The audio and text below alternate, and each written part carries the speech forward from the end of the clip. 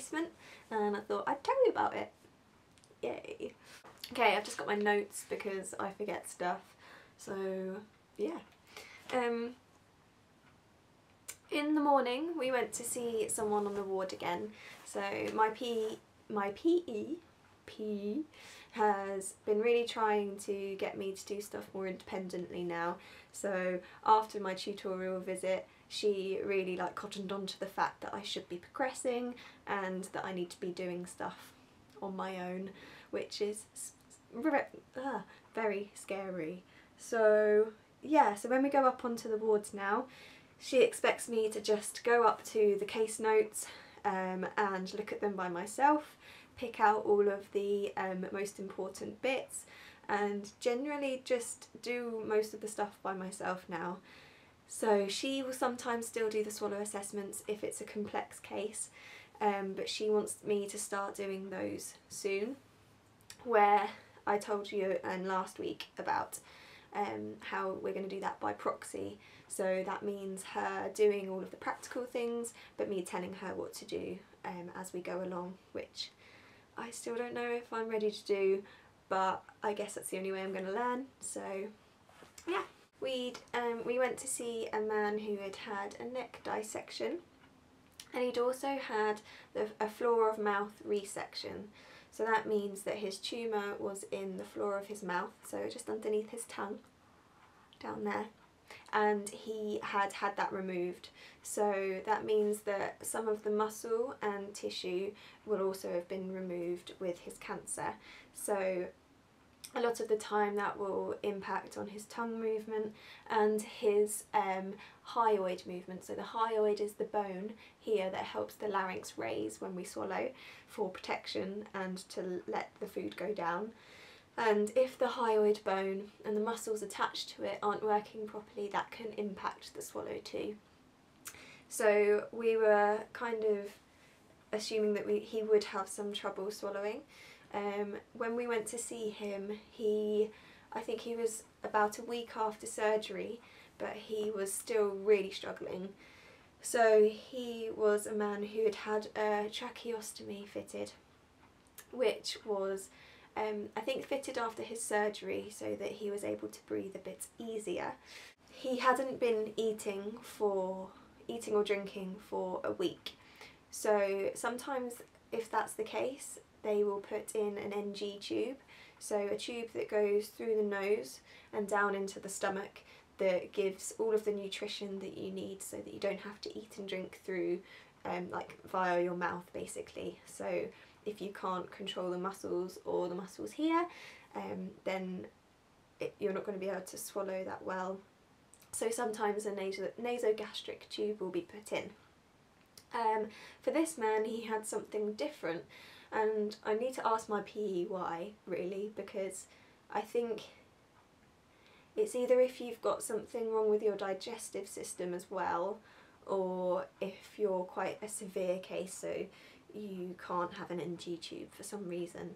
But anyway, he had what's called TPN, which I can't remember what is, something total parenteral nutrition, something like that. Anyway, it's where they put the nutrition in through a vein. So it's basically something going through into your vein, into your bloodstream, which is like a fluid, and it bypasses your need to chew and swallow, it bypasses the need to digest, it literally just goes straight into your bloodstream and gives you all of the nutrition and vitamins that you need. So yeah, I'm not sure why he was on that, but I think it's because he was a bit more complex with his eating and drinking. So we were doing some really cautious trials with him because my PE had been to see him the day before and he still couldn't manage anything to eat. He was coughing a lot, which suggests that it's going down into his lungs potentially, and he also had quite a wet voice. We tried him again on jelly. He had 2 teaspoons and after the second he was coughing and he couldn't quite clear the jelly, so there was lots of residue of the jelly left inside his mouth after each attempt to swallow, which makes us think that obviously it's not going down and that something's happening there. So I wrote up his notes quite independently this time, which I was really proud of. My PE said that she was proud of how I was coming along and how I was structuring my notes now without her helping really, which was great. She just needed to input every now and then. For him, we decided that it was best to review on request. So we told the nurses what we found, and then if they need us to come back, which they will in the future, but we didn't feel like we needed to go and see him the next day, because it's really unlikely that his swallow will have recovered enough in one day for us to go and see him to trial him again. He also didn't communicate very much, so the use of his tongue movements were lowered, so he was trying to write a lot of things down, which is a really good way of communicating, definitely, but we want him to get those tongue movements back. So we were telling the nurse how we wanted him to try and increase the use of his speech and trying to get him to talk as much as possible. So we wrote that in the notes as well and fed back to the nurse about that. So anyone who's seeing him, trying to get him to talk rather than to write stuff down.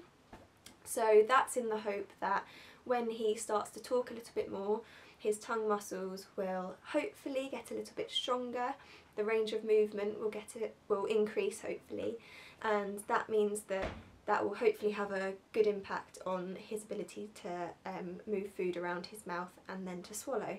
So that might take a little bit of time, and that's why we've said review when requested. We came back off the ward and I typed up those notes onto something that we use, like a computer system, so all of the notes go onto that computer system so everyone can access them. After that I made a exercise sheet. So the exercises that I was talking about for radiotherapy, I actually made a sheet for them. So we have the effortful swallow, Masako manoeuvre, all of like the jaw and the tongue exercises, and as I said, I'm going to make another video explaining what all of these are, but I thought this was a good thing for people to have with the pictures, just so that they can kind of visually recognise what they're meant to be doing. After that we spent the whole afternoon, it was a little bit boring, but we spent the afternoon doing an audit. So for those of you who don't know what an audit is, basically if the hospital has any guidelines that they need to stick to, an audit can be done to kind of see whether those guidelines are being followed. Brighton Hospital has a set of guidelines for speech therapy and speech therapy in head and neck to kind of dictate how much you should be seeing a patient and how much input they should be getting from you. So the one we were doing was we were looking at how many contacts a patient has had, so looking at their files online, seeing how many times they'd been seen, whether it was for speech, whether it was for swallow, whether it was for their voice, and then whether it was as an inpatient, an outpatient, or not face-to-face at all, so like a telephone call. That information should help us see where people are getting the most input. So if a lot of people are having swallowing therapy, then we know to put more money and funding into that in the future. And then at the end they'll be able to take those statistics back to any meetings that they go to basically persuade people that what we're doing is worthwhile and let them know in what capacity we're helping people, so whether it's with their swallow or whether it's in a clinic, whether we see them on the ward, and what the ratios of that are. So are we seeing a lot of swallowing on the wards, which we'd expect? Are we seeing a lot of telephone calls for outpatients, which we'd expect? So it's kind of seeing if we're hitting those guidelines. So that was really interesting, and I've never done an audit before, so it was really good to see, but also it was a little bit boring. But that's fine. Hopefully won't have to do it again in the near future anyway. I hope you enjoyed that video. Give it a thumbs up and subscribe if you liked it. Keep watching if you're enjoying them, and I'll see you soon. Bye! So of course, auscultation is used, so that's using things that you hear through like doctors have